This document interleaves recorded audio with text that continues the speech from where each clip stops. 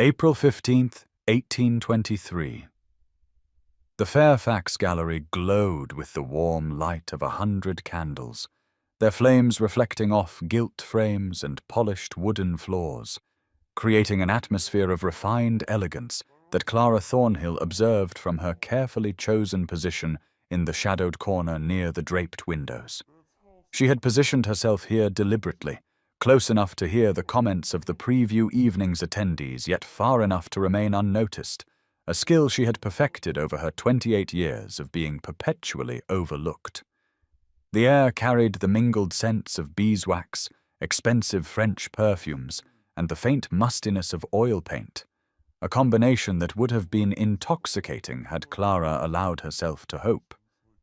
But hope was a luxury she had learned to ration, with the same careful economy she applied to household expenses, since her father's death had left her and her younger sister Margaret with little more than Clara's modest artistic talent and a rented set of rooms in an unfashionable quarter of London.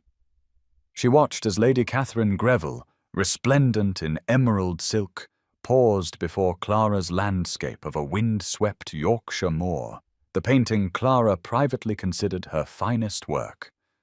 Lady Greville tilted her head, pursed her lips, and declared to her companion in a voice that carried across the gallery,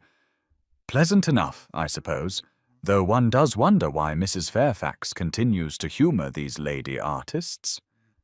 A hobby is all well and good, but to display their work alongside serious painters seems rather indulgent." Clara felt the familiar tightening in her chest, that particular compression of disappointment and resignation she had come to recognize as her constant companion. She was past the age when marriage offered escape, too genteel for proper employment, and too proud to accept the kind of patronizing charity that society occasionally extended to impoverished gentlewomen. Her paintings were her livelihood, her dignity, and her voice in a world that had made abundantly clear it had little interest in what she had to say. Margaret had begged to attend tonight, but Clara had insisted her sister remain home, unwilling to subject her to the casual cruelty of London society's judgment. Around the gallery, clusters of well-dressed patrons moved from painting to painting, with the languid assessment of those for whom art was merely another arena for social display. A portly gentleman in an elaborate waistcoat chuckled at something his companion whispered while standing before Clara's smallest piece, a study of dawn light through apple blossoms. Two young ladies giggled behind their fans near her Scottish Highland scene, the one she had laboured over through the grey winter months, trying to capture the particular quality of northern light she had observed during a brief journey years ago when her family's circumstances had been more comfortable. Mrs. Fairfax, the gallery owner, caught Clara's eye from across the room and offered an encouraging smile that somehow made Clara feel even more exposed, more pitiable.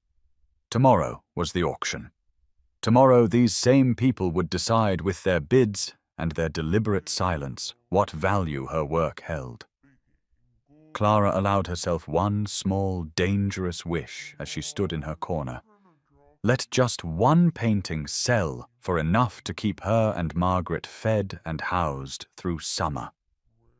The gallery door opened with a decisive sound at 9:30, admitting a figure who moved with such quiet authority that conversations faltered and resumed in altered tones as Alexander Pembroke, Duke of Ashford, entered the preview evening with the easy confidence of a man accustomed to deference, but indifferent to spectacle. Clara recognized him immediately, though she had seen him only once before, 2 years past at a musicale where she had accompanied Margaret as chaperone, and he had stood near the pianoforte with an expression of genuine absorption that set him apart from the performance's merely fashionable attendees. He was tall, with dark hair touched with silver at the temples, despite his 34 years, and he possessed that particular quality of stillness that suggested depth rather than reserve.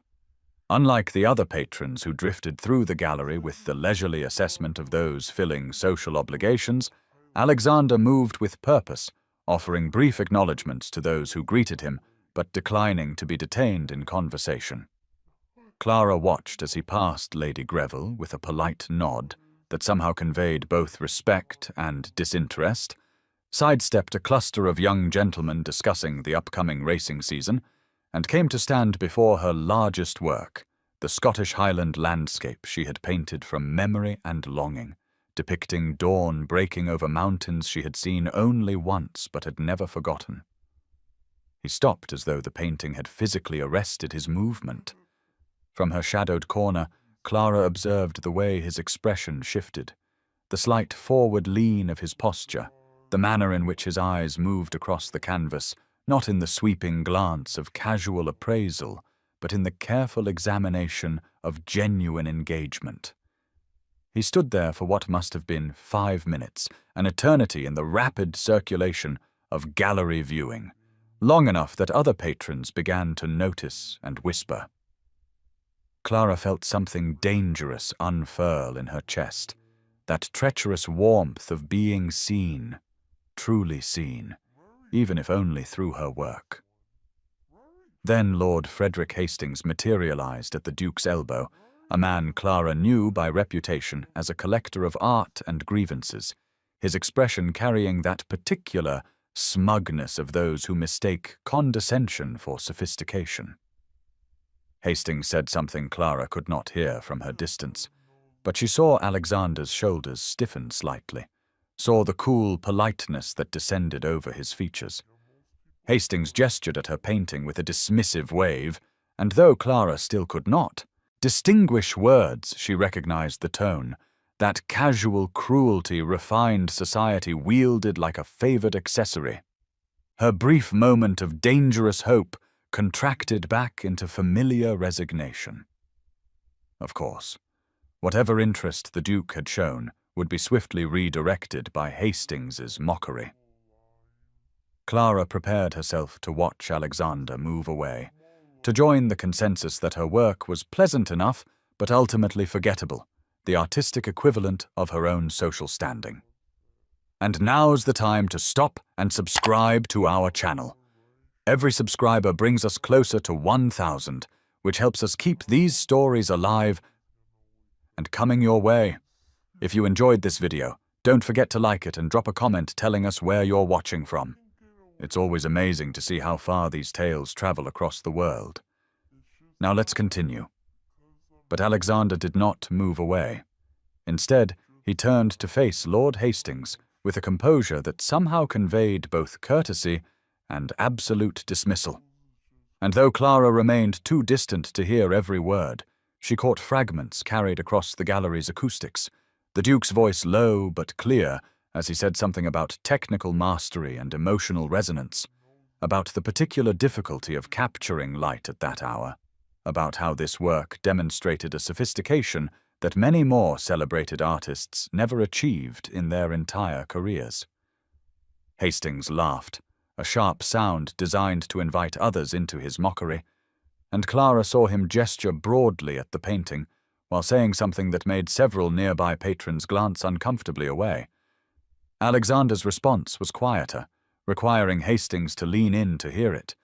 but whatever the Duke said caused the other man's face to flush with irritation. Hastings straightened, adjusted his cravat with unnecessary force, and declared in a voice pitched to carry, "Well, we shall see what the bidding reveals tomorrow, shall we not? I intend to acquire several pieces for my new estate, and I trust my judgment against anyone's, even yours, Ashford." The Duke inclined his head with polite acknowledgement, but made no verbal response, turning his attention back to Clara's painting, as though Hastings had already ceased to exist. The dismissal was so complete, so effortlessly executed, that Clara felt a flutter of something between admiration and terror.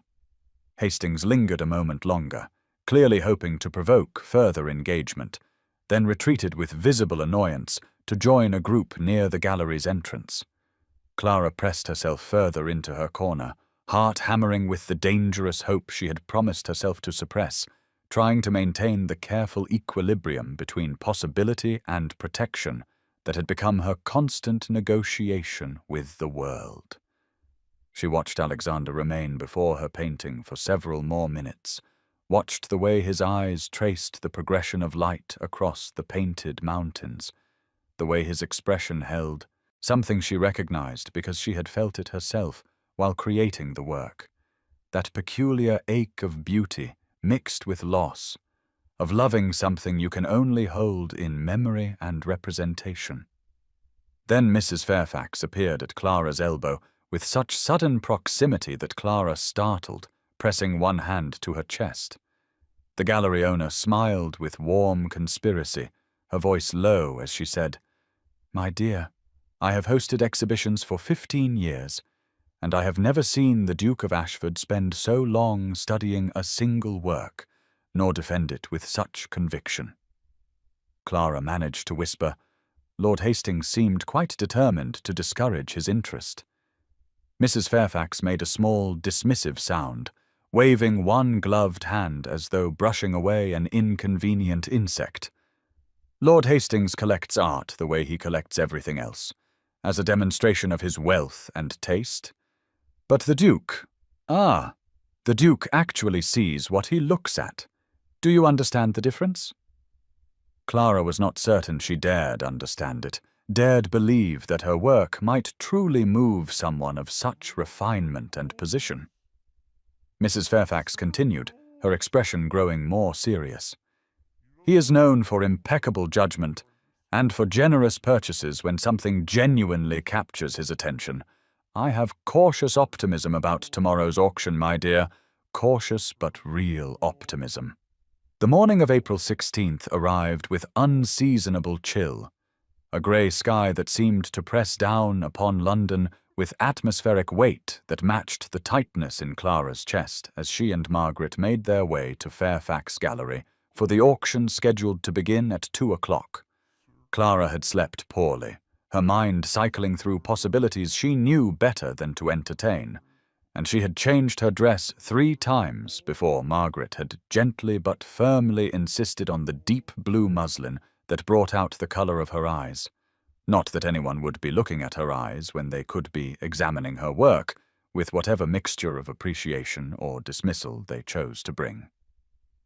The gallery was already crowded when they arrived at 1:15, the chairs arranged in neat rows before the raised platform where the auctioneer would stand, and Clara felt her stomach clench at the sight of so many fashionable attendees, the cream of London society come to acquire art and gossip in equal measure. Margaret guided her to seats in the very back row, a location that offered both the refuge of relative invisibility and the torment of clear sightlines to all the attendees who mattered. Lady Catherine Greville held court in the 3rd row, surrounded by other matrons whose ostrich plumes bobbed with the vigour of their conversation, and Clara did not need to hear the words to know their subject when Lady Greville glanced back toward where she and Margaret sat, her expression carrying that particular satisfaction of those who find entertainment in others' presumption. Margaret leaned close to whisper, "Pay her no mind, Clara, she has never created anything in her life beyond malicious commentary." But Clara felt the familiar shame creep up her neck nonetheless, the sense that her presence here was somehow inappropriate, that by offering her work for public sale, she had committed some breach of feminine modesty that Lady Greville and her ilk would never forgive. The auction began promptly at 2, the auctioneer a thin man with a reedy voice that nonetheless carried authority as he explained the terms and invited examination of the catalogue. The first several lots were works by established artists, landscapes and portraits that sold briskly for amounts that made Clara's head spin, hundreds of pounds exchanging hands with casual rapidity. Then came pieces by less prominent painters, and Clara watched the enthusiasm in the room diminish perceptibly, bids coming slower and settling at more modest sums. Her first painting was Lot number 17, a view of the Thames at sunset that she had laboured over for 3 weeks the previous autumn, trying to capture that particular quality of light that turned the water to hammered gold. The auctioneer announced it with professional neutrality, Miss Clara Thornhill, Thames at sunset, oil on canvas, and Clara felt Margaret's hand find hers beneath the cover of their skirts. The room settled into expectant quiet, the particular silence of waiting to see whether anyone valued a thing enough to claim it. Then from the front row came a voice of quiet authority that Clara recognized immediately. Alexander Pembroke speaking clearly. £200. The sum struck Clara like a physical blow. £200 for a single painting, more than she had earned in total from all her work over the past 2 years, and she felt Margaret's sharp intake of breath beside her as the room erupted into whispered exclamations of surprise. Before the auctioneer could even acknowledge the bid, another voice cut through the murmurs. Lord Frederick Hastings rising slightly in his seat near the middle of the room to call out with pointed emphasis, £225. The declaration carried the weight of challenge rather than mere commercial interest, and Clara watched as several heads turned between the Duke and Lord Hastings with the avid attention of spectators at a sporting match. The auctioneer, clearly delighted by this unexpected turn, gestured toward Alexander with professional enthusiasm, and the Duke responded without hesitation, his tone unchanged from its original calm, £275.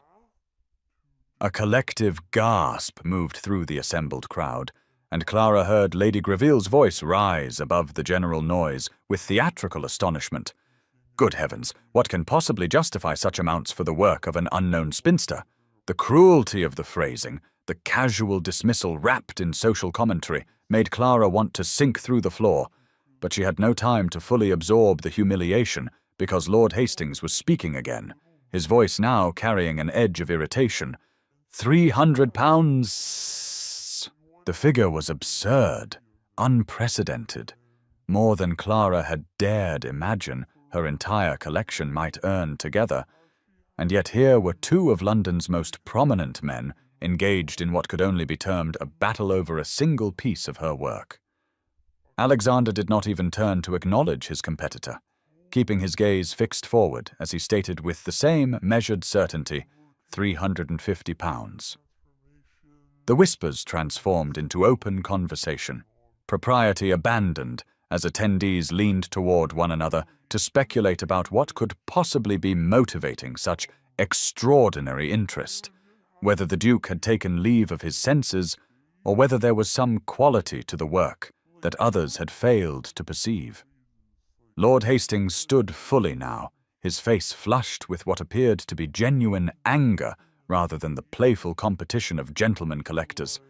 and Clara could see his jaw work before he announced £375, the words clipped and sharp. The auctioneer looked between the two men with barely concealed glee, clearly recognizing that something far beyond typical auction business was unfolding. Alexander finally turned in his seat, regarding Lord Hastings with an expression of polite inquiry that somehow conveyed complete disdain, and when he spoke, his voice carried to every corner of the now silent room.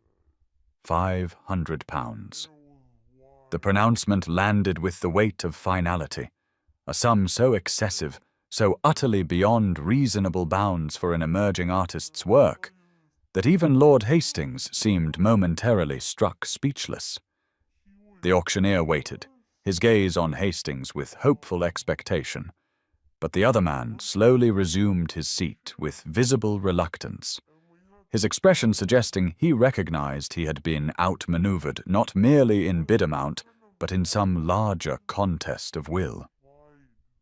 Going once, the auctioneer called, his voice bright with satisfaction.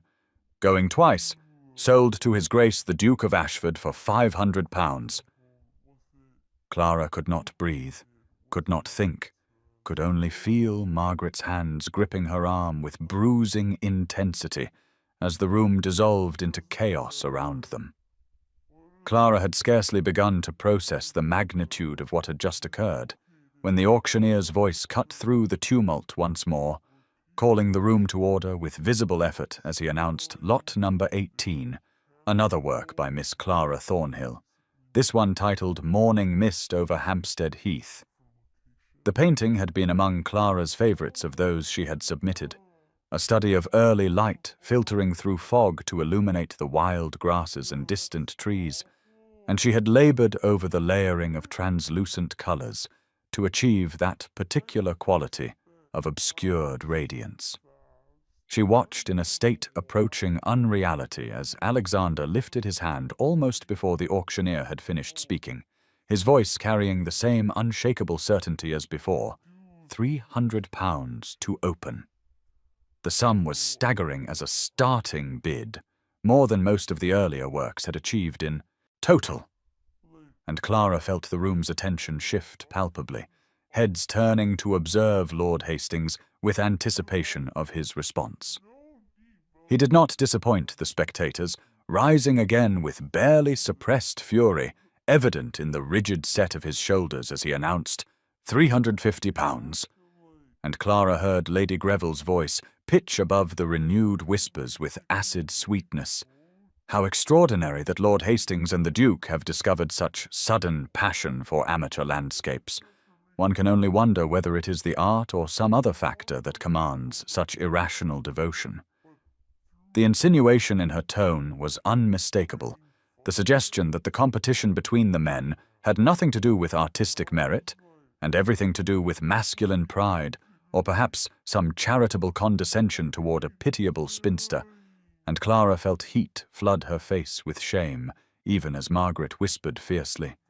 "She is a bitter old cat, Clara. Pay her no mind whatsoever." But Clara could not unhear the words, could not unfeel the weight of dozens of eyes upon her, as Alexander countered with £425, his tone giving no indication he had heard Lady Greville's commentary, though he must surely have done. Lord Hastings was visibly struggling now, his face flushed dark with what appeared to be genuine anger rather than the sporting spirit one might expect from gentlemen collectors engaged in friendly competition. And when he called £475, there was an edge to his voice that suggested this had become personal in some way Clara could not fathom. The auctioneer looked to Alexander with barely concealed excitement, and the Duke responded without even a pause for consideration. £600. The figure so excessive that even those who had been whispering fell silent in shock. Clara felt dizzy, unmoored from reality, caught between gratitude that her work was being so valued, and humiliation that she had become the subject of such public spectacle, uncertain whether this extraordinary attention represented vindication or mockery. Lord Hastings remained standing for a long moment, his jaw working as he stared at the back of Alexander's head, before finally resuming his seat with a gesture of disgust, and the auctioneer brought his gavel down with triumphant finality. Sold to His Grace the Duke of Ashford for £600. Margaret was speaking urgently in Clara's ear, some reassurance or exclamation, but Clara could hear nothing over the roaring in her head as she watched Alexander turn slightly in his seat, his gaze sweeping the back rows until it found her, and for one breathless moment their eyes met across the chaos of the crowded gallery before he turned forward once more. The auctioneer had barely called lot number 23 to order, a third Clara Thornhill landscape depicting twilight descending over the Thames, when Lord Hastings rose to his feet with such abruptness that his chair scraped loudly against the gallery floor, commanding immediate attention from every person in the room. He did not wait for bidding to commence, instead directing his voice toward Alexander with barely concealed contempt. "I confess myself utterly mystified by your Grace's sudden and quite extraordinary fascination with what can only be described as mediocre work at best. Surely a gentleman of your standing and education can perceive that these pleasant but ultimately unremarkable paintings possess none of the technical mastery or artistic vision that would justify such irrational expenditure." The insult landed with the force of a physical blow, and Clara felt her stomach contract with humiliation as murmurs of shock and interest rippled through the assembled crowd, every eye now fixed upon the Duke to observe his response to such public challenge. For a long moment Alexander remained seated, his posture unchanged, and Clara found herself holding her breath in the terrible silence, wishing she could simply disappear rather than remain the cause of such unseemly conflict between prominent men. Then slowly, with the careful deliberation of someone choosing his words with utmost precision, Alexander rose to his feet and turned to face not Lord Hastings, but the room at large, his gaze sweeping across the assembled patrons with an authority that immediately commanded absolute silence. "Miss Thornhill's work," he began, his voice carrying clearly without any need to raise it, "demonstrates a mastery of light and atmospheric perspective that I have rarely encountered even among the most celebrated artists of our age," and Clara felt her heart begin to pound so violently she feared it might be audible to those around her. He paused, allowing his words to settle before continuing with measured emphasis. Her understanding of how light transforms landscape, how it reveals and conceals, how it creates emotional resonance beyond mere representation, shows not only technical skill of the highest order, but artistic vision of profound depth. Clara could scarcely breathe as she listened to him dissect her technique with the expertise of someone who had studied her work with genuine attention, speaking of her layering of translucent colors, her composition choices, her ability to capture transient moments with permanence. The room had fallen into complete stillness. Every whispered conversation ceased, even Lady Greville silent for once as Alexander continued speaking with quiet passion about artistic merit and the failure of society to recognize talent that did not present itself through conventional channels or from expected sources. When he finally concluded with the simple statement that he considered himself fortunate to acquire work of such quality, and would continue to do so at whatever price necessary, the silence that followed felt almost sacred in its intensity. Then, as one, dozens of heads turned away from Alexander to search the back rows, seeking the woman whose work had inspired such unprecedented public defense. And Clara found herself pinned beneath the weight of countless staring eyes as Margaret's hand found hers and squeezed with fierce solidarity. The silence that followed Alexander's declaration seemed to suspend time itself, the gallery holding its collective breath as though awaiting some further revelation, when suddenly the Duke turned from facing the assembled crowd and walked with purposeful strides toward where Mrs. Louisa Fairfax stood near the auctioneer's podium, his movement creating a ripple of confusion through the room as people craned their necks to observe this unexpected disruption of auction protocol. Clara watched with the same bewilderment as everyone else as Alexander spoke quietly to Mrs. Fairfax, too low for anyone beyond their immediate vicinity to hear, and the gallery owner's face transformed through a rapid succession of expressions, starting with confusion, moving through shock, and settling finally into something approaching wonder as she nodded once, twice, then gestured for the auctioneer to join their hushed conference. The buzz of speculation began immediately, whispers building to audible conversations as the assembled patrons tried to discern what manner of negotiation could be taking place in the middle of a public auction.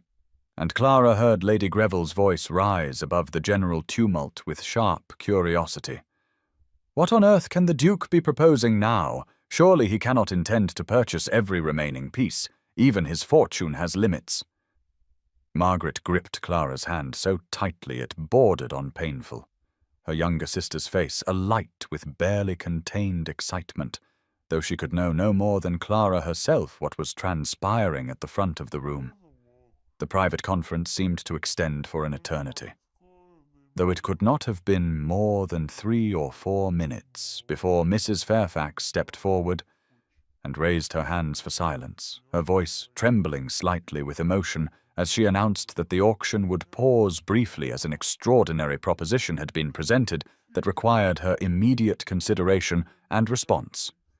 The speculation intensified, voices calling out questions that Mrs. Fairfax ignored, as she and the auctioneer withdrew to her private office with Alexander following, leaving the gallery full of bewildered and increasingly impatient patrons who began to talk among themselves with animated gestures and expressions ranging from irritation to fascination.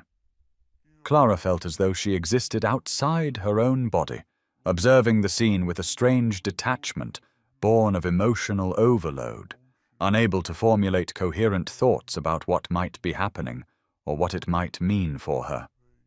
When Mrs. Fairfax emerged some 10 minutes later, her face was flushed and her hands visibly shaking as she called for absolute silence before making an announcement that would, she said with obvious emotion, change the very nature and purpose of the gallery that had been her life's work. His Grace, the Duke of Ashford, she declared in a voice that carried to every corner of the now utterly silent room, has made an offer to purchase not only all remaining works by Miss Clara Thornhill, but the gallery building itself and all its contents, with the intention of establishing it as a permanent exhibition space dedicated to emerging artists whose talents deserve greater recognition than society has yet afforded them. The gasps that greeted this pronouncement created a sound like wind through trees, and Mrs. Fairfax continued over the rising exclamations. The inaugural exhibition of this new institution will feature the complete works of Miss Thornhill, and the gallery will henceforth be known as the Thornhill Gallery, in honor of the artist whose vision inspired this transformation. The words seemed to echo and reverberate through the suddenly airless space, and for a moment the entire assembly appeared frozen in a tableau of shock, mouths agape and eyes wide with the kind of astonishment that accompanies events so far outside the boundaries of normal experience that the mind struggles to accommodate them. Then the silence shattered into chaos as voices erupted from every corner of the gallery, some exclaiming with delight at such romantic generosity, others protesting the irregularity of such a transaction, still others simply repeating the name Thornhill Gallery as though testing the sound of it against their tongues. Lady Catherine Greville sat with her mouth actually hanging open in a most unladylike fashion, her usual composure utterly destroyed by a turn of events she could never have anticipated, while beside her several other society matrons clutched at one another and whispered with furious energy. But it was Lord Frederick Hastings whose reaction commanded the most attention as he rose to his feet with such violence that his chair toppled backward with a crash that somehow carried above the general tumult. His face flushed a dangerous shade of crimson as he pointed an accusatory finger toward Alexander and declared in a voice shaking with rage that this was a mockery of serious collecting, a theatrical display that made a farce of artistic patronage and reduced the entire endeavor to some manner of romantic gesture unworthy of a gentleman of standing. Alexander, who had emerged from the office behind Mrs. Fairfax, regarded Lord Hastings with an expression of such perfect calm that it bordered on indifference, making no move to respond to the accusations, but simply allowing the other man's anger to spend itself against the wall of his unshakable composure. The contrast between Hastings's agitation and Alexander's stillness was so marked that several patrons actually laughed, which only intensified Hastings' fury until he sputtered something about questionable judgment and stormed toward the gallery exit with such haste that he nearly collided with a marble pedestal. As the door slammed behind him, Alexander's gaze finally moved away from where Hastings had stood and began to sweep across the assembled crowd with obvious purpose, searching, and Clara realized with a jolt of pure terror that he was looking for her. Margaret must have felt her sister stiffen because she leaned close and whispered urgently that Clara needed to breathe, actually breathe. But Clara found her lungs would not cooperate with such instructions, her entire body locked in a paralysis born of complete emotional overload.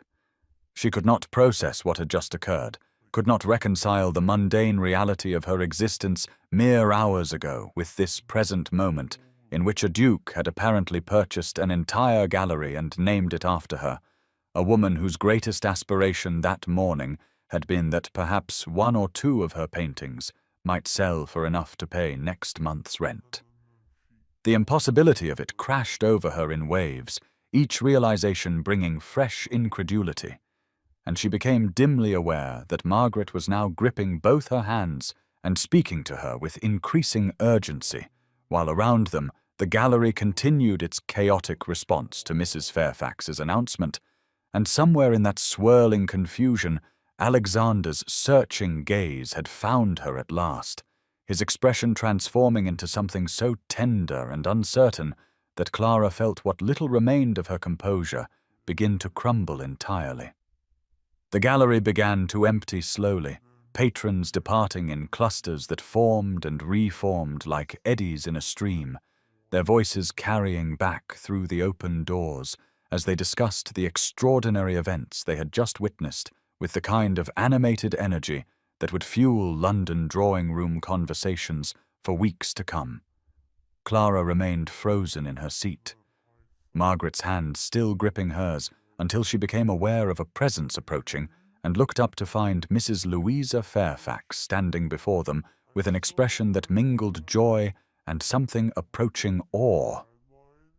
"Miss Thornhill," the gallery owner said softly, "His Grace has requested the honor of meeting you properly, if you feel able to receive him." The words seemed to come from very far away, and Clara found herself nodding, though she could not have said whether she truly felt able or simply recognized the impossibility of refusing. Margaret helped her to her feet, steadying her when she swayed slightly, and together they followed Mrs. Fairfax through the thinning crowd toward where Alexander stood near the largest of Clara's paintings, the highland landscape that had first caught his attention the previous evening. He turned as they approached, and Clara observed how his formal composure seemed to waver slightly when his eyes met hers, his hands clasping and unclasping at his sides in a gesture that spoke of nervousness utterly at odds with the commanding figure he had presented to the assembled crowd mere minutes before. Mrs. Fairfax performed the introduction with gentle formality. "Your Grace, may I present Miss Clara Thornhill," and her sister Miss Margaret Thornhill, and Clara managed a curtsy that trembled only slightly, while Margaret's was much deeper and held for a beat longer than strictly necessary. Alexander bowed in return, his voice, when he spoke, carrying a warmth that his public pronouncements had not revealed. "Miss Thornhill, I hope you will forgive the theatrical nature of this afternoon's events.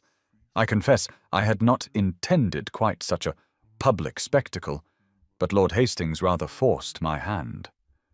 Clara found her voice, though it emerged barely above a whisper, as she replied that she hardly knew what to say, that she could not begin to express her gratitude, or indeed fully comprehend what had transpired. He smiled then, a genuine expression that softened the aristocratic planes of his face, and asked if she might be willing to meet with him in a few days' time to discuss his plans for the gallery, emphasizing that he very much hoped to have her input and guidance as the transformation proceeded. The request was so unexpected, so far beyond the simple patronage she might have anticipated, that Clara could only nod mutely while Margaret squeezed her hand with barely suppressed excitement. Alexander's expression grew more serious as he continued, speaking with careful sincerity. "I should tell you, Miss Thornhill, that I have admired your work for some 2 years now, ever since I purchased a smaller landscape of yours through an agent. It hangs in my private study, and I find myself drawn to it daily. There is something in the quality of light you capture that speaks to experiences I had thought beyond the power of paint to convey." The 3 days between that extraordinary afternoon and the appointed meeting felt to Clara like some strange suspension of time, hours that stretched and contracted unpredictably as she oscillated between euphoric disbelief and paralyzing anxiety about what lay ahead. Margaret had thrown herself into preparations with characteristic enthusiasm, insisting that Clara's best day dress of soft grey muslin be pressed and mended where the hem had begun to fray, arranging Clara's hair in a style more fashionable than her usual simple knot, all the while chattering about what the Duke might propose and how the gallery transformation might proceed. Clara found herself unable to share her sister's unguarded excitement, too aware of how worn her best dress appeared, despite Margaret's ministrations, too conscious of the vast social gulf between herself and Alexander Pembroke, too frightened of hoping for something beyond simple professional patronage, only to discover she had wildly misinterpreted his intentions.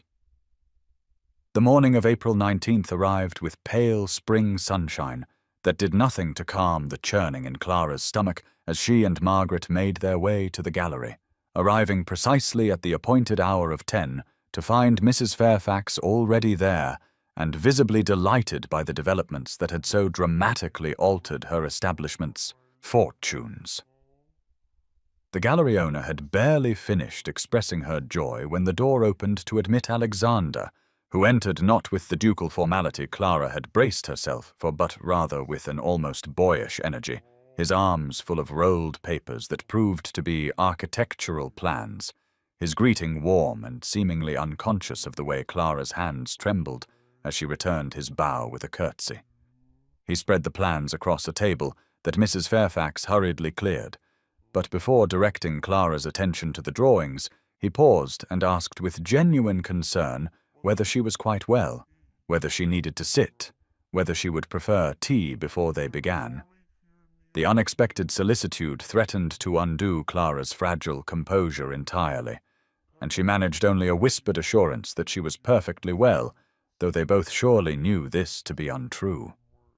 Alexander's expression softened with something that looked remarkably like understanding as he gestured to the chairs and waited until both Clara and Margaret were seated before taking his own seat and beginning to explain his vision, speaking not with the authority of a patron dictating terms, but rather with the tentative hopefulness of someone presenting an idea he desperately wished others to embrace.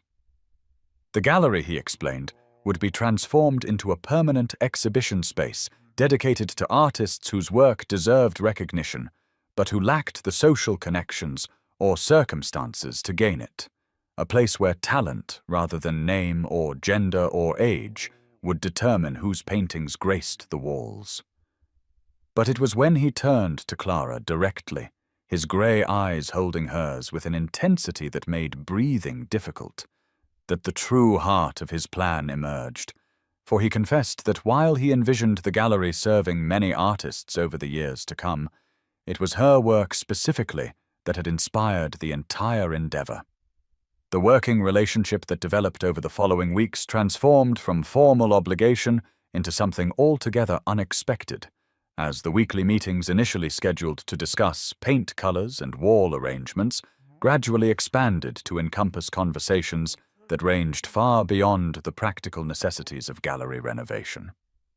By late April, Clara found herself anticipating their appointments with an eagerness that both thrilled and frightened her, arriving at the gallery to find Alexander already there more often than not, his face lighting with genuine pleasure when she entered in a way that made her heart perform acrobatics she had thought herself too sensible to experience.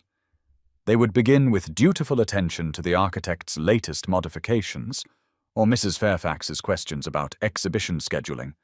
but inevitably the discussions would drift toward broader territories, debates about whether landscape painting could achieve the emotional depth of portraiture, explorations of how light itself could serve as subject rather than mere illumination, exchanges that revealed the considerable thought each had devoted to questions the other had believed interested no one but themselves. It was during one such conversation in early May, as they stood before her highland landscape, discussing the particular quality of dawn light on granite, that Alexander revealed something of his own history, with a hesitancy that suggested the confidence of his public persona, concealed private wounds not unlike Clara's own. He spoke of his father's dismissal of his interest in art, as frivolous affectation, unsuitable for a future duke, of years spent pretending indifference to beauty while secretly studying technique and composition,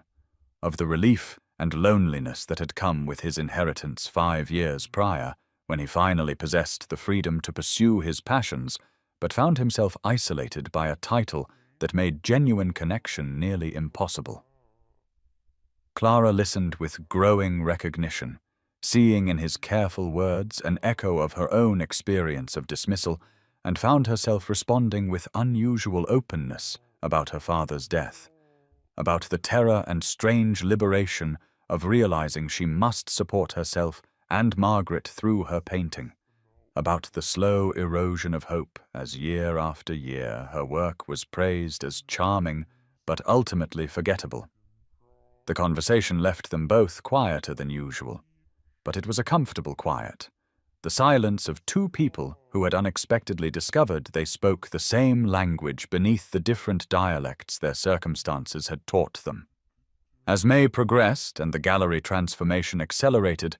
Clara became aware that she was learning to see past the ducal formality that Alexander wore like armor in public, catching glimpses of the perceptive and somewhat lonely man who existed beneath the title, a man who studied her paintings with the intensity of someone seeking in them something he had lost or perhaps never possessed,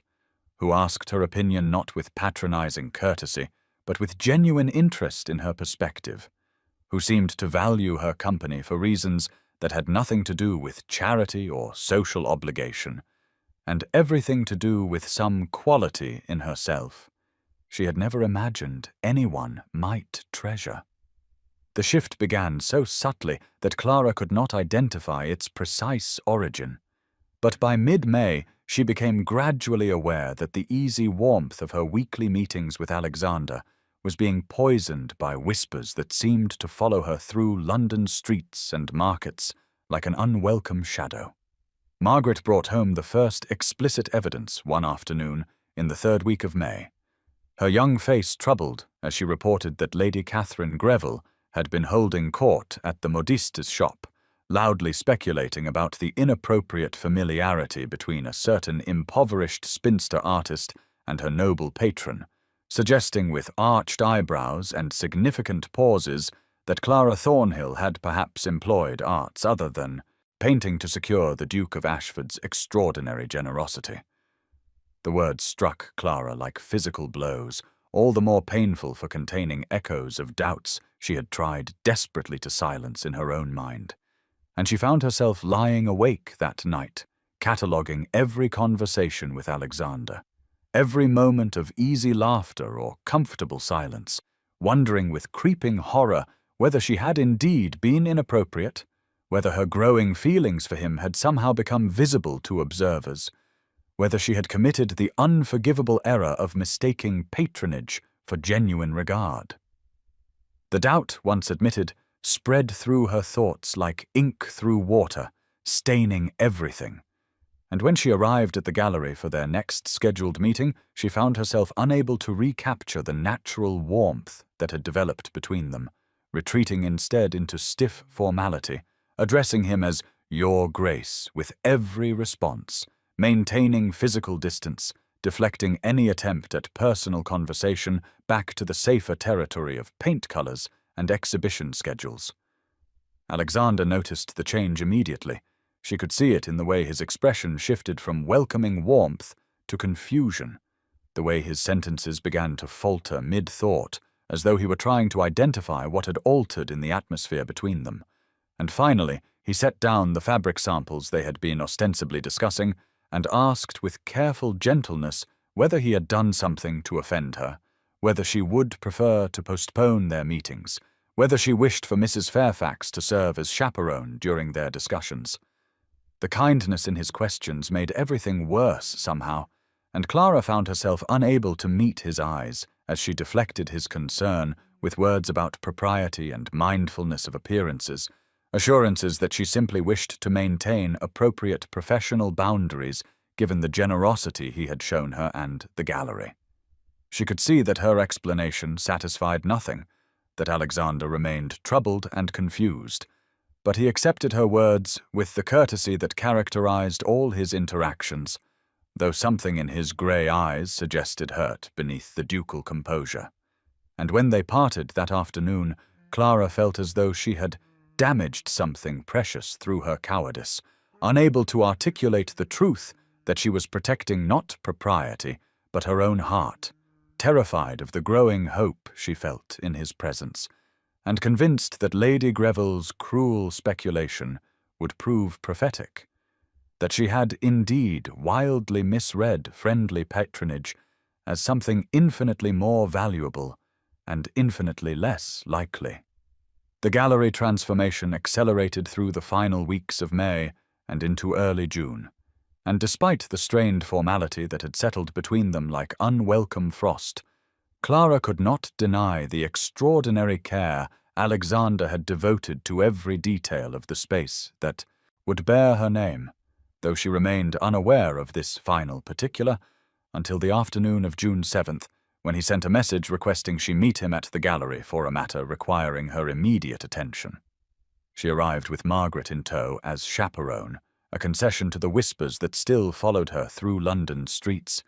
and found Alexander standing in the gallery's main room, surrounded by the organized chaos of final preparations, painters touching up crown moulding, craftsmen installing the last of the brass fixtures, the smell of fresh varnish and beeswax polish, thick in the afternoon air, filtering through tall windows now fitted with new glass that made the space luminous. He greeted them with the careful courtesy that had replaced their earlier ease,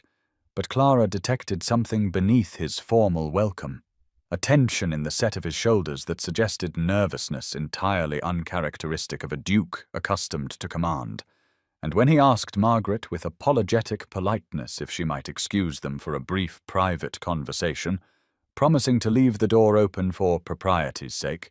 Clara felt her heart accelerate with mingled hope and dread. He led her to the gallery's entrance, where a large rectangular object stood covered by canvas dropcloth, and turned to face her with an expression that managed to combine determination and uncertainty in equal measure, before explaining that he had something to show her, something he hoped she would accept, but would understand if she refused. And with that cryptic preamble, he drew away the cloth to reveal an elegant sign of carved wood with gold lettering that read, "The Thornhill Gallery," in script so beautiful it seemed to transform her ordinary surname into something remarkable. Clara stared at the sign, feeling the gallery tilt around her, her first coherent thought being that there must be some mistake, that he could not possibly intend to attach her name to an establishment of such ambition and significance. And she heard herself protesting even as tears began to blur the golden letters, arguing that she did not deserve such honor, that her work was not sufficiently accomplished to justify such recognition, that people would mock the presumption of a spinster artist having a gallery named in her honor when far more talented painters remained unknown. Alexander listened to her cascade of objections with an expression that shifted from hopeful anticipation to something harder, a tightness around his mouth that Clara had never seen before. And when she finally fell silent, breathless with distress, he asked with a quiet intensity that carried an edge almost like anger, why she could not see what he saw, why she insisted on viewing herself through the cruel lens of people whose judgment was worth nothing, why she refused to accept that her work possessed genuine merit and her person genuine value beyond the arbitrary measures society applied to women of limited fortune and unmarried state. The question hung in the air between them, charged with an intensity that transformed the familiar gallery into unfamiliar territory,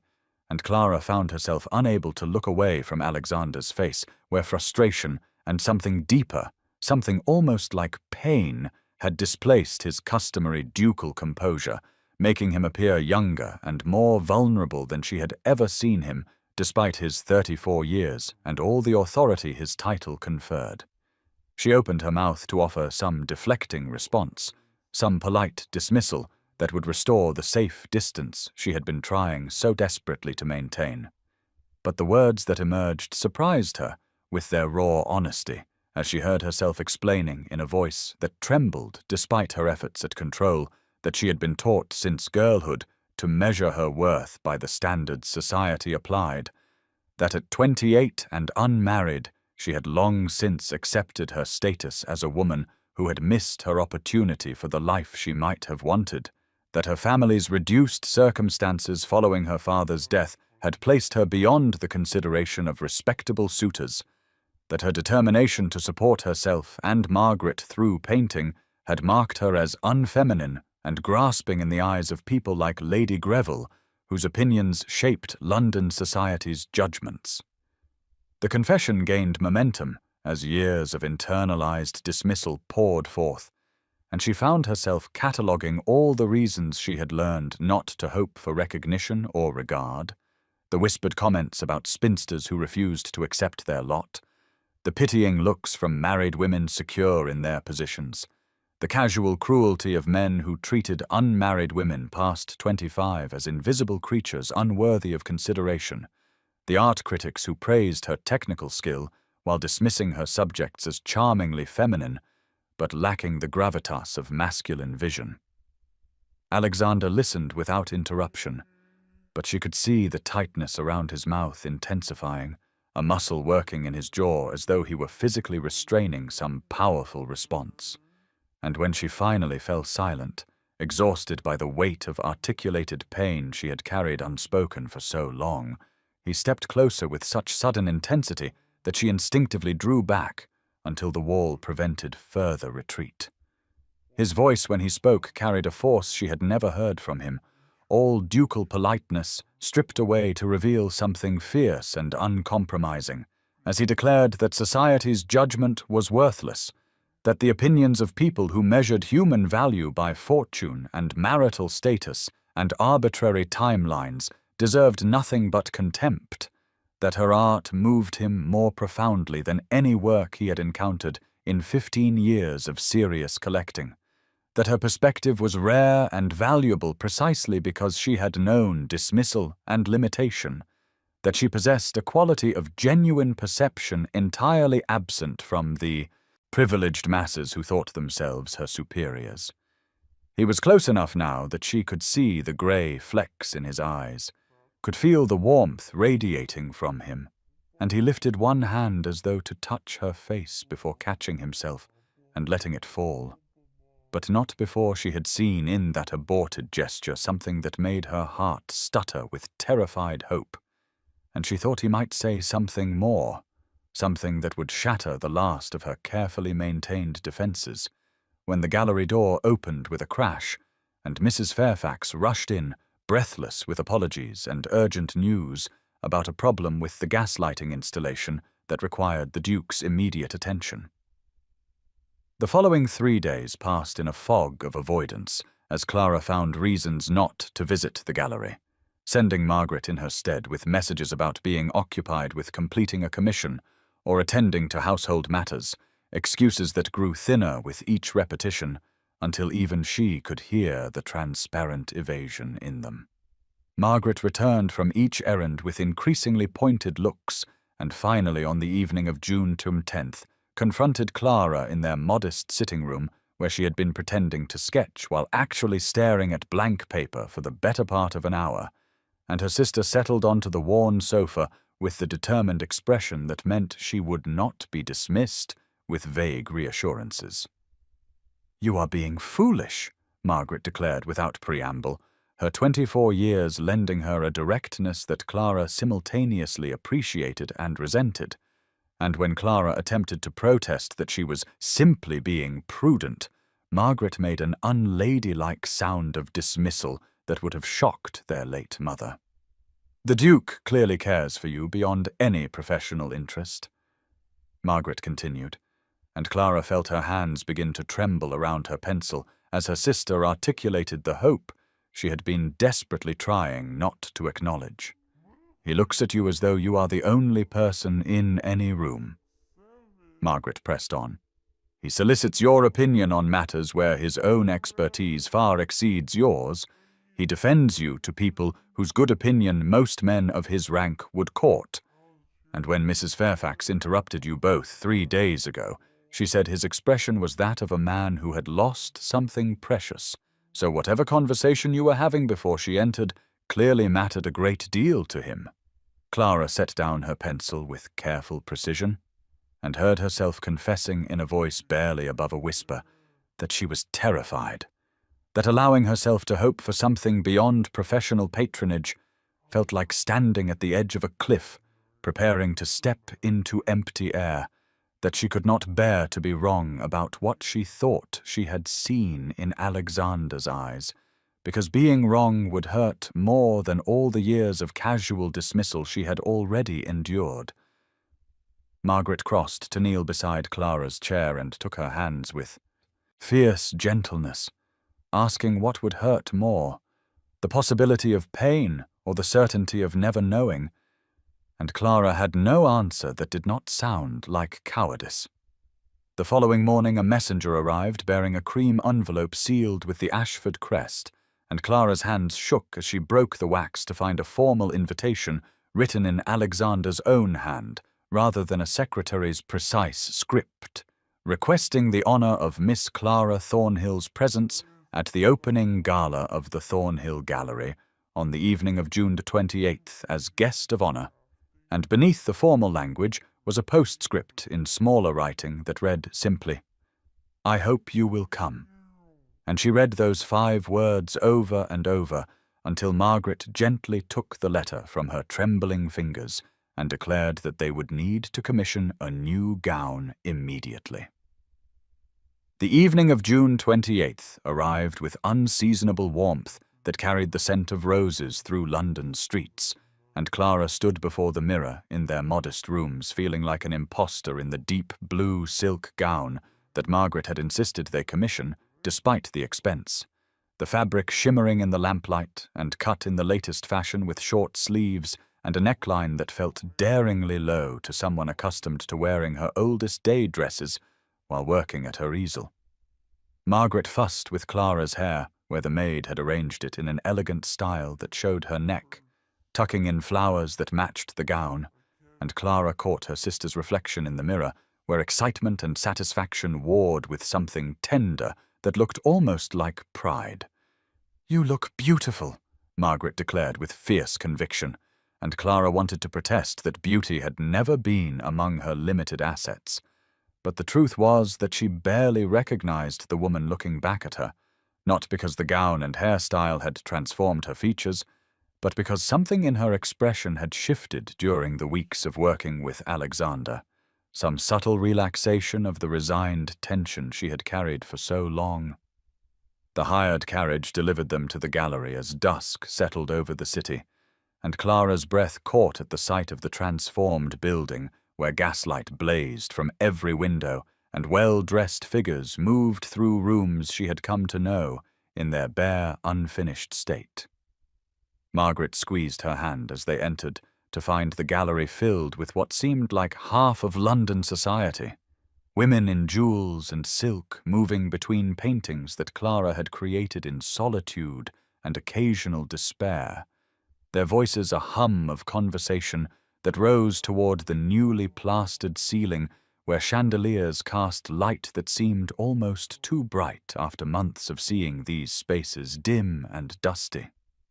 Mrs. Fairfax appeared immediately to greet them with warmth that Clara suspected exceeded what she showed to patrons of higher rank, guiding them through the crowd while pointing out various notable attendees, and Clara registered the stares that followed their progress, some faces showing genuine interest in the artist behind the work, while others wore the calculating expressions of people trying to understand what advantage might be gained from acknowledging her. Lady Greville stood near Clara's largest Highland landscape holding court among a cluster of similarly dressed women, and though her words did not carry across the room, the sidelong glance she directed toward Clara, combined with the smiles of her companions, made clear that whatever commentary she was providing did not err on the side of generosity. Then Alexander was there, moving through the crowd with unconscious authority that made space appear before him, and his eyes found Clara with an intensity that made her forget the watching masses, his formal evening clothes and ducal bearing somehow emphasizing, rather than hiding, the man she had come to know through their long conversations about art and meaning and the various forms of loneliness that privilege could not prevent. And when he reached her side and bowed over her hand with lips that brushed her glove for just a moment longer than strict propriety demanded, she heard the whispers intensify around them like wind through autumn leaves. Alexander's voice carried across the gallery with the natural authority of a man accustomed to being heard as he raised his glass and called for attention, and the hum of conversation gradually subsided until perhaps 80 faces turned toward where he stood, near the largest of Clara's paintings, with Clara herself positioned slightly to his side, where she could observe both him and the assembled crowd. He began by thanking everyone for attending the inaugural exhibition of the Thornhill Gallery, and spoke of his vision for the space as a haven for artists whose work deserved recognition, regardless of whether they possessed the connections or circumstances that typically granted access to London's established art world. And Clara heard genuine passion in his words as he described his hope that this gallery might become a place where talent alone determined whose work graced these walls. Then his gaze shifted to her with an intensity that made her acutely conscious of every person watching, and he spoke her name with a reverence that felt almost unbearable as he declared that Miss Clara Thornhill's extraordinary gift for capturing not merely the physical beauty of the natural world, but the emotional truth contained within landscape and light had inspired this entire endeavor, that her technical mastery combined with profound sensitivity created work that moved him in ways he had rarely experienced, and that he considered it the greatest privilege to feature her paintings in this inaugural exhibition. The room remained silent in a way that felt precarious, and Alexander concluded by expressing his hope that others would see in her work what he saw, genius that had been overlooked for far too long, and he raised his glass in a toast to Clara Thornhill and to all artists whose worth exceeded society's limited capacity to recognize it. Applause followed, some enthusiastic and some merely polite, and Clara felt every eye upon her as Alexander turned with an expression that managed to be both encouraging and gently insistent, indicating that she should respond with words of her own. Her throat felt impossibly tight as she stepped forward on legs that trembled beneath the blue silk, and she managed to say in a voice that started soft but grew steadier that she was honored beyond measure by the Duke's generosity and faith in her work, that she had painted for years in solitude without expectation of recognition, and that to see her paintings displayed in such beauty, surrounded by people willing to look at them, felt like a dream she had not dared to have. She intended to conclude there, but found herself adding that creating art had been her way of making sense of a world that often felt incomprehensible, and if her paintings moved even one person the way the Duke suggested they had moved him, then every hour spent perfecting the play of light on water or the precise shade of a winter sky had been worthwhile. The applause that followed felt warmer than before, and Clara allowed herself a small breath of relief until Lord Hastings' voice cut across the room from where he stood near the entrance with a glass of wine in hand and an expression of calculated malice, declaring loudly enough for all to hear that one had to wonder whether His Grace's judgment regarding Miss Thornhill's work was influenced by artistic merit alone or by other factors that gentlemen did not typically discuss in mixed company, and the room went utterly silent, as shock rippled through the crowd at such a blatant insinuation. Alexander's expression transformed in an instant, from warmth to something cold and dangerous that Clara had never seen before, and he moved toward Hastings with controlled precision that made several guests step quickly aside, as though sensing the shift in atmosphere from celebration to confrontation. "Lord Hastings," Alexander said in a voice that carried to every corner of the gallery despite its measured tone, I will ask you once to retract that statement and apologize to Miss Thornhill for the insult you have just delivered to her character and reputation." Hastings' face flushed with wine and what looked like vindictive satisfaction as he replied that he had merely observed what half of London was already thinking, that a duke did not purchase an entire gallery for an unmarried woman of no particular family or beauty unless he expected some form of compensation beyond artistic gratitude. The sharp intake of breath from multiple guests created a sound like wind through the gallery, and Clara felt the blood drain from her face as the ugly insinuation hung in the air where everyone could examine it. Alexander took another step toward Hastings with his hands clenched at his sides, and his voice, when he spoke again, had dropped to something quietly lethal as he stated that Hastings had just slandered a lady of impeccable character whose only crime was possessing talent that exceeded Hastings' limited capacity to recognize it, and that if Hastings possessed an ounce of honor, he would leave immediately before Alexander felt compelled to seek satisfaction for the insult in a manner that society would find regrettable.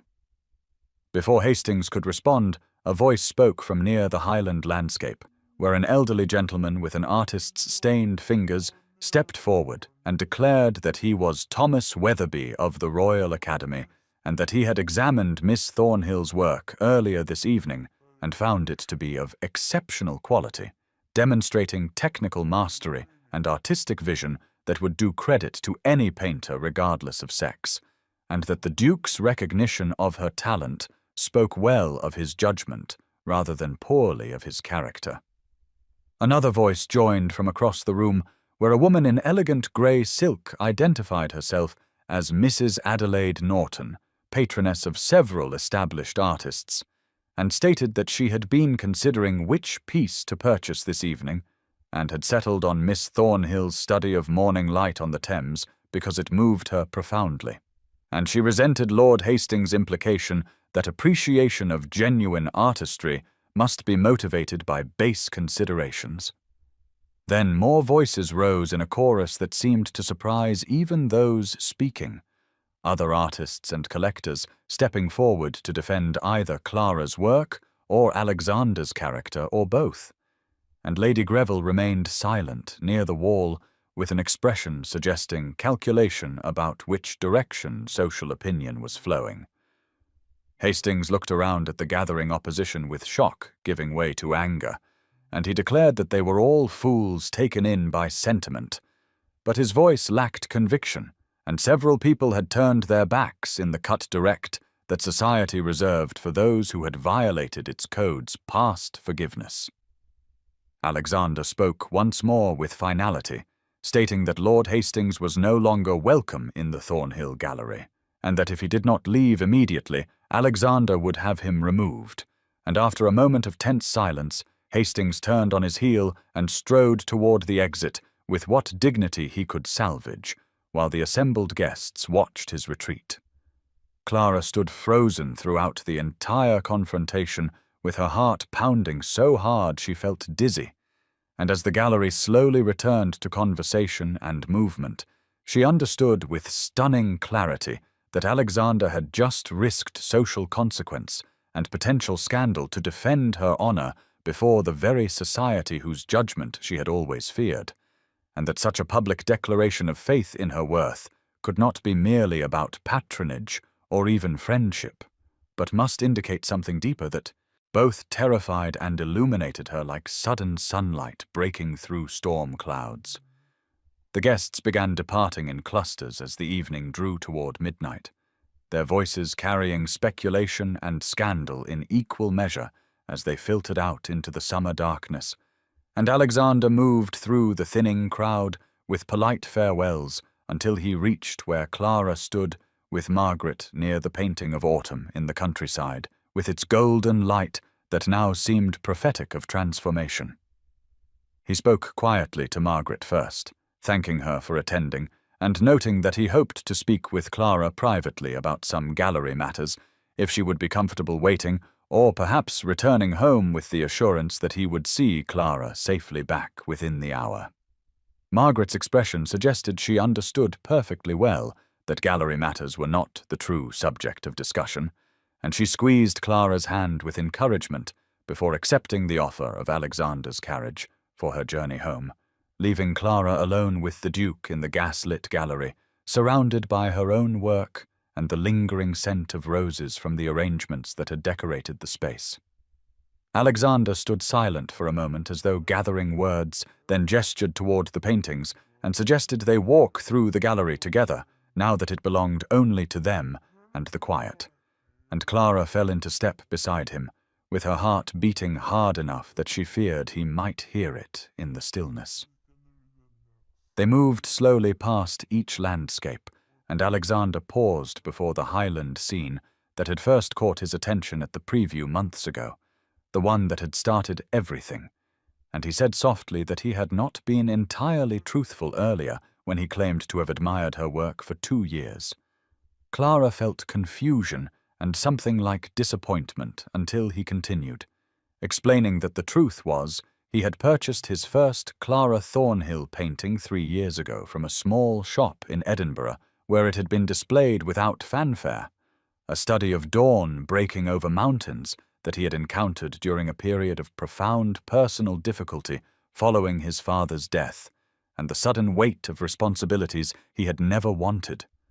His voice carried emotion he seemed unused to expressing as he described standing before that painting and feeling something shift inside him,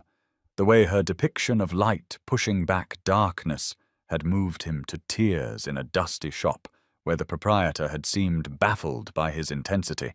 and he had purchased it immediately and carried it back to London, where it hung in his private chambers where only he could see it. He turned to look at Clara directly with an expression that held vulnerability she had never seen in a man of his position,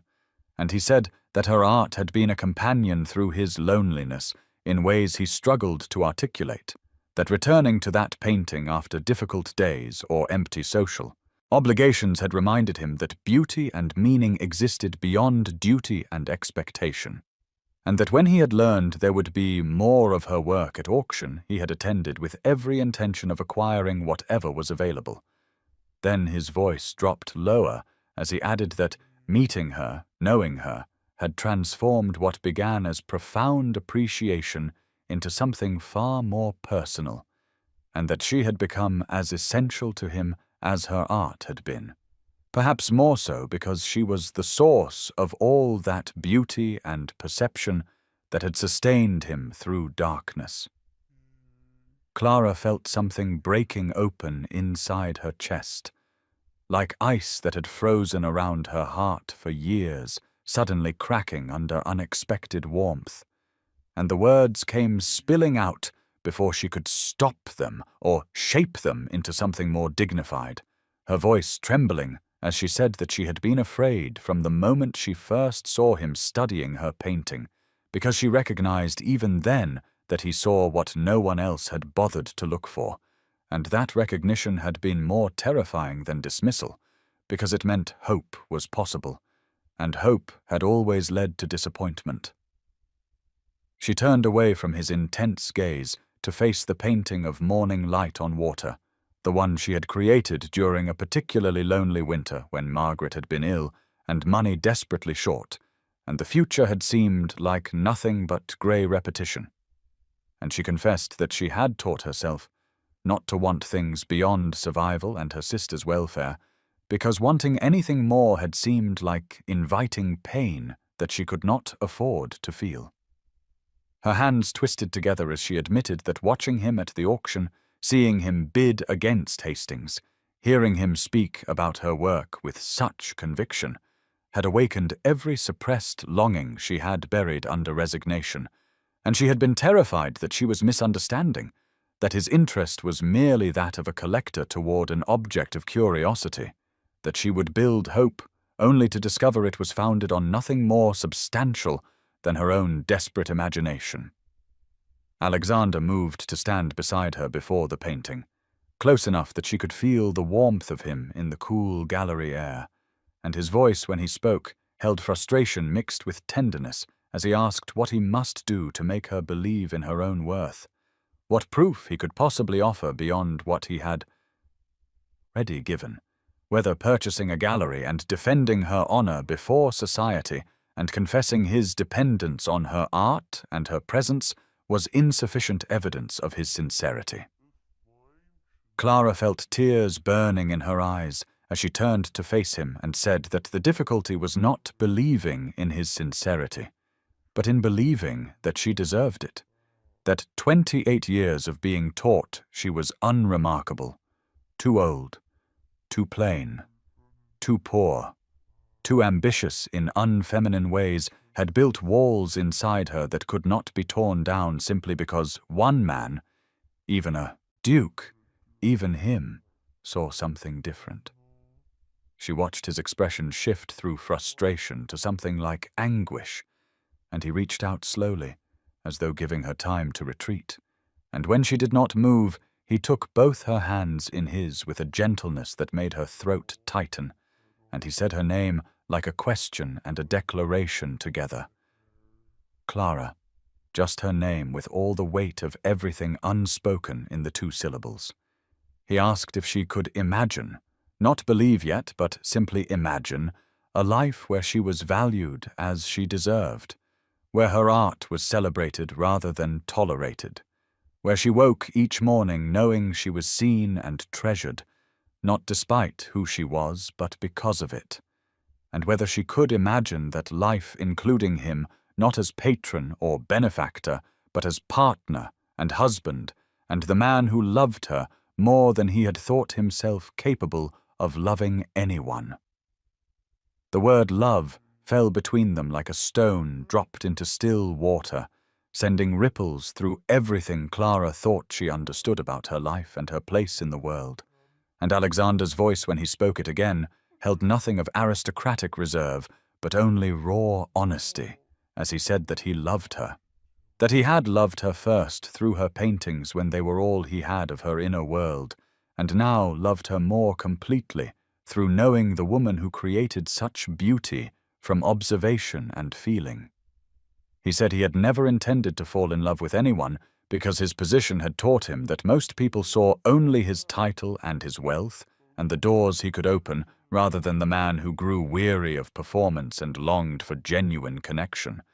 but that Clara had never looked at him with calculation or social ambition, had seemed if anything almost afraid of his attention in ways that made him want to prove himself worthy of her trust.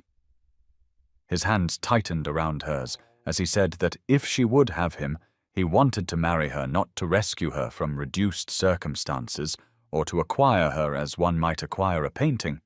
but because she had become necessary to his happiness in ways he had not known were possible, because conversation with her fed something in him that had been starving, because her way of seeing the world had taught him to look at his own life differently. He released one of her hands to gesture at the gallery surrounding them and said that all of this, the building and the public honor and the defense of her work, was not charity or even patronage, but selfishness on his part, because he could not bear the thought of her talent remaining hidden, could not tolerate society continuing to overlook what he found extraordinary, and he wanted the world to see her as he did, even though he would prefer to keep her entirely to himself, if such a thing were possible.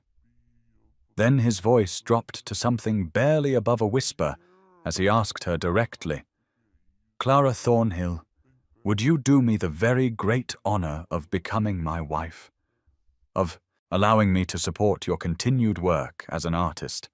of building a life together where you need never doubt your worth or your place, or whether you are seen and treasured?" Clara felt the tears that had been burning behind her eyes finally spill over and track down her cheeks, and she realized she was trembling, not with fear now, but with the overwhelming force of years of resignation suddenly cracking apart under the weight of being loved, truly loved, by a man who saw past every limitation society had tried to impose on her. Her voice, when she found it, was unsteady and thick with emotion as she said his name, Alexander, and watched his expression shift from vulnerable hope to something almost like fear as he waited for her answer. And she understood in that moment that he was as afraid of her rejection as she had been of his indifference,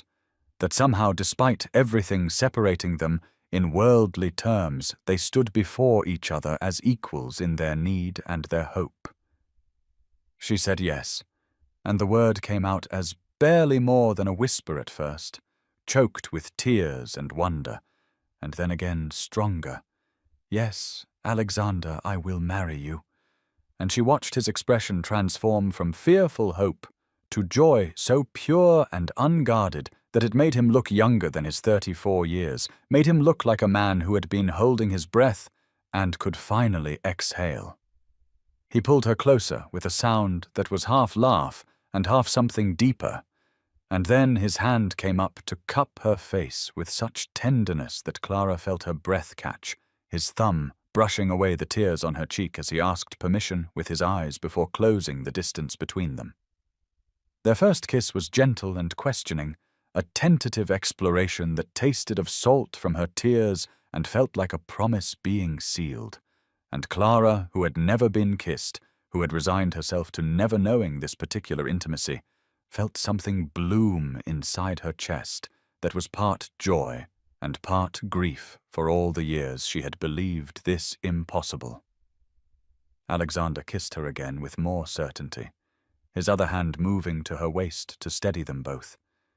And Clara let herself lean into him and kiss him back with all the feeling she had been afraid to acknowledge, let herself be held and wanted and loved in ways that rewrote everything she thought she knew about her place in the world. When they finally drew apart, they were both breathing unsteadily, and Alexander rested his forehead against hers and said her name like a prayer, Clara, my Clara, and asked when they might marry, because he found he had no patience for long engagements now that she had agreed to be his. They moved to one of the benches positioned before her paintings and sat close together, his arm around her shoulders, and her head resting against him in a way that would have been scandalous if anyone could see them, and they spoke in quiet voices about the future they would build together. Alexander described his estate in the country with its extensive grounds and the room with northern light that he had been imagining as her studio since before he ever dared hope she might agree to marry him. And Clara felt tears threaten again at the realization that he had been planning for her happiness, even when the outcome was uncertain.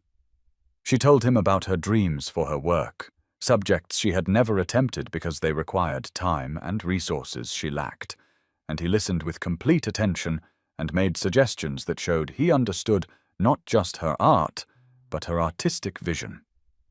They were deep in conversation about whether September would allow enough time for proper arrangements when the gallery door opened and Margaret's voice called out tentatively, asking if Clara was still there, and they pulled apart quickly, though not quickly enough to hide what had clearly been happening. Margaret took one look at their faces, at Clara's tear-stained joy and Alexander's protective posture, and let out a small shriek of delight before rushing forward to embrace her sister and demand to know everything. Clara laughed through fresh tears as she told Margaret about the proposal and her acceptance,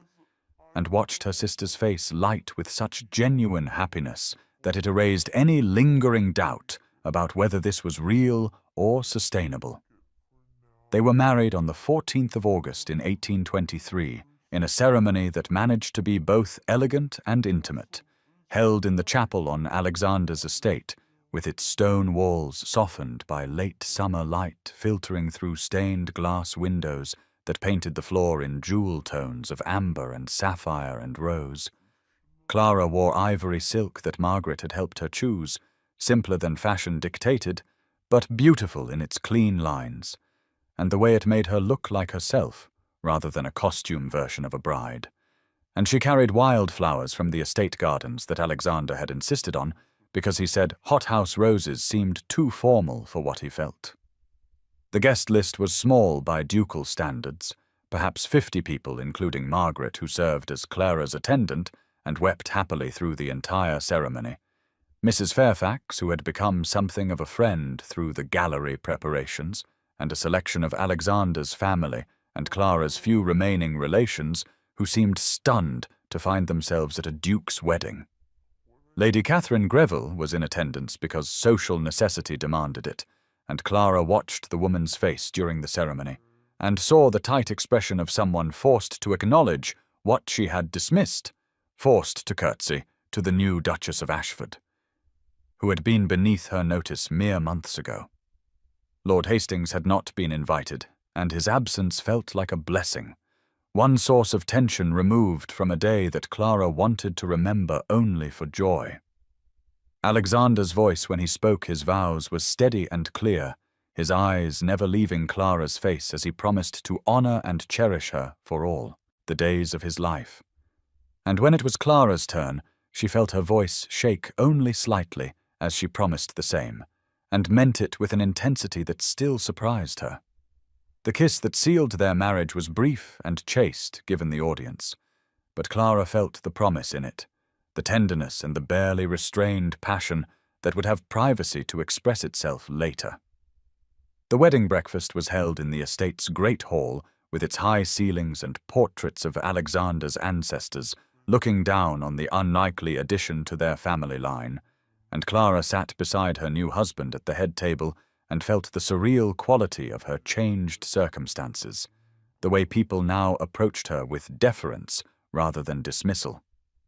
The toast that moved her most came not from family, but from Mrs. Fairfax, who spoke about Clara's talent and perseverance, and said that the art world was better for the Duke's recognition of what had been there all along, waiting to be seen. After the meal, Alexander led Clara outside to the gardens and presented her with his wedding gift, taking her hand and walking her to what she had thought was a groundskeeper's building, but which had been completely transformed. The studio he had built for her featured north-facing windows that filled the space with perfect clear light, walls painted white to maximize the brightness, and everything an artist could need from easels to pigments to canvas already organized and waiting. Clara stood in the doorway, unable to speak as tears blurred her vision, and Alexander came up behind her and wrapped his arms around her waist and asked quietly if it would suit. And she turned in his embrace and kissed him, and said it was perfect, everything was perfect, he was perfect, and she still could not quite believe this was her life now. 2 years had passed since that August wedding, and Clara stood in the Thornhill Gallery on a crisp October afternoon in 1825, her infant daughter, Margaret, sleeping peacefully in her arms, while all around them visitors moved quietly through the exhibition space, admiring the work of a young landscape artist from Cornwall whose seascapes had reminded Clara of her own early struggles to capture light on canvas. The gallery had featured 4 artists since its opening and had become known throughout London as a place where genuine talent could be recognized regardless of the artist's social standing or circumstances, and Clara felt a deep satisfaction in knowing that what Alexander had begun in her honor was now changing lives beyond her own. Her own work had continued and deepened in these 2 years of marriage, the paintings she produced now carrying a confidence and emotional complexity that came from finally believing in her own vision, and Alexander remained her first viewer and most trusted critic, coming to her studio each evening to see what progress she had made and offering observations that showed his understanding of what she was attempting. The studio he had built for her had become her sanctuary, a space where she could work for hours with little Margaret sleeping in a cradle nearby and light pouring through those perfect north-facing windows. And she had completed 12 new paintings in the past year, including a series on motherhood that several critics had called her finest work. Lady Catherine Greville now curtsied to the Duchess of Ashford at social events and spoke with careful respect about Clara's artistic achievements.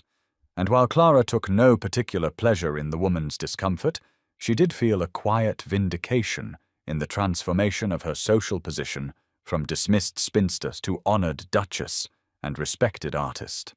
Lord Hastings had left London for his country estate and was rarely seen in society. His name mentioned only occasionally and usually with a dismissive tone, while Alexander's reputation as a discerning patron had only grown as the gallery's success proved the soundness of his judgment.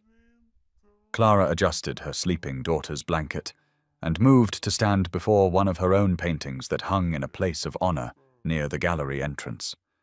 A landscape of the Scottish Highlands at dawn that Alexander had refused to sell despite numerous offers because he said it was the painting that had first shown him who Clara truly was. She thought about that night 2 years ago when she had stood in the shadows of this same space, believing herself invisible and unremarkable, resigned to a life on the margins. And she marveled at how completely everything had changed, not because she had become someone different, but because someone had finally seen who she had always been. Perhaps you know something of that feeling, of being overlooked or dismissed, of believing the limitations others place upon you, of thinking it is too late for transformation or recognition or love. And if you do, then hear this truth that Clara learned in that gallery amid the gaslight and the bidding war and the extraordinary gesture that changed her life. Your worth exists whether others recognize it or not.